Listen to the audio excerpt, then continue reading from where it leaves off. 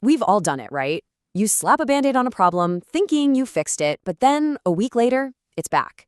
And it's usually worse. Today, we're going to dig into why that happens.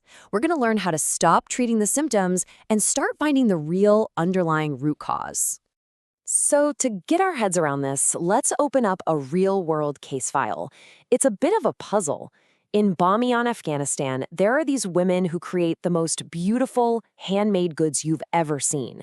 They are incredibly skilled, they work super hard, and yet they are stuck in this brutal cycle of poverty. Lots of people have tried to help, but nothing seems to stick. So the big question is, why?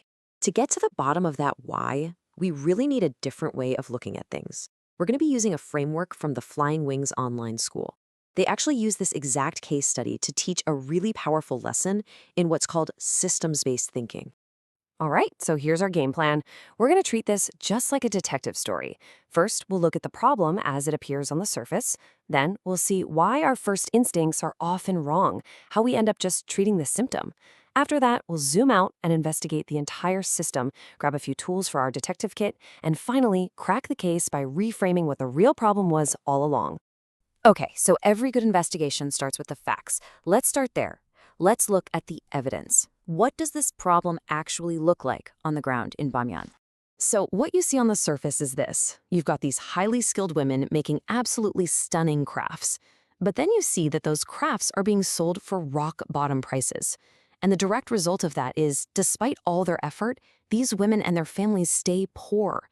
Now, the immediate kind of knee-jerk action you hear all the time is, well, they just need money, right? Let's give them donations. But as we're about to find out, that might just be a trap. You know, that instinct to just give money, it's a classic case of treating the symptom. It feels good, it feels like you're helping, but it might just be a total red herring that's distracting us from the real culprit. And the difference between the two is just, it's everything. Treating a symptom is like taking a painkiller for a broken arm. Sure, it feels a little better for a while, but the bone is still broken. The pain is definitely going to come back. Solving a root cause, though, that's like actually setting the bone in a cast. It's the only way you get real long-term change, and it's the only way to make sure the problem doesn't just keep happening over and over again. So if donations are just the painkiller, where do we even start to look for the real cure? Well, this is where we need to make a really important shift. We need to stop looking at the people as the problem and start investigating the environment, the system they're operating in. And this brings us to the key concept for today. Systems thinking. It's a total game changer in how you see the world. It basically argues that huge problems like poverty, they don't exist because the people are broken or incapable. They exist because the systems are broken. The rules of the game, the economy, the power dynamics, they're often rigged or unfair. And that's where we need to focus our investigation. This right here, this is the core idea. It's so simple, but it changes everything. Our investigation isn't about finding fault with the artisans, it's about finding the flaws in the system that's failing them. Okay, so how in the world do you investigate a system? Well, like any good detective, you need the right tools. We can't just rely on guesses. We need a structured way to uncover all those hidden clues. Our first tool is one of my favorites because it sounds so simple, but it is incredibly powerful. It's called the 5 whys. And the idea is just what it sounds like. You take a problem, and you just keep asking why, like a curious kid. You peel back the layers one by one to get past all the surface-level noise. And watch how brilliantly this works in practice. Let's just follow the chain. Okay, first, why do the women earn so little? Well, because they sell their products cheap. Okay, makes sense.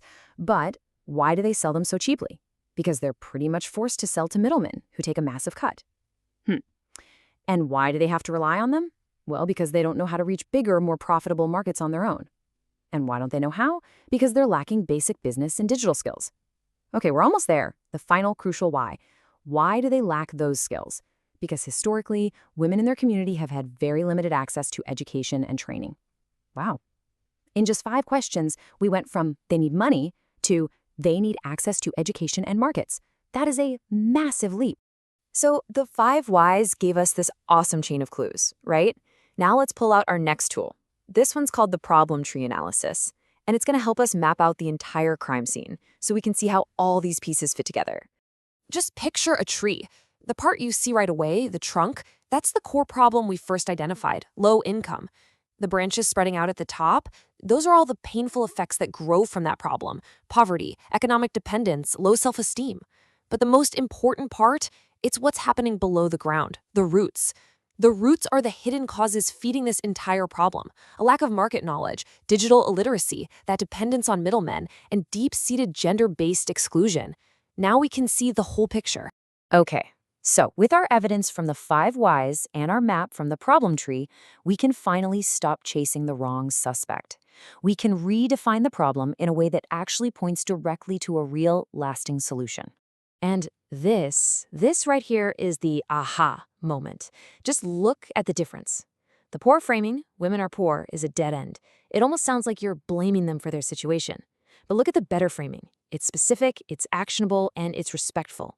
It starts by acknowledging their incredible skill, strong craftsmanship, while clearly identifying the systemic barriers holding them back: lack of access to markets, skills, and value chains.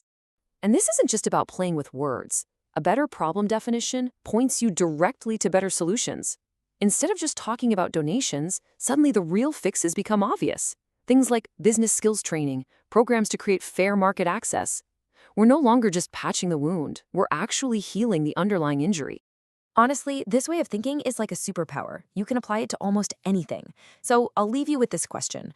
What problem in your own world, at work, in your community, maybe even in your own life, could be totally reframed if you stopped staring at the symptoms and started digging for the roots? The real answer might be hidden just below the surface.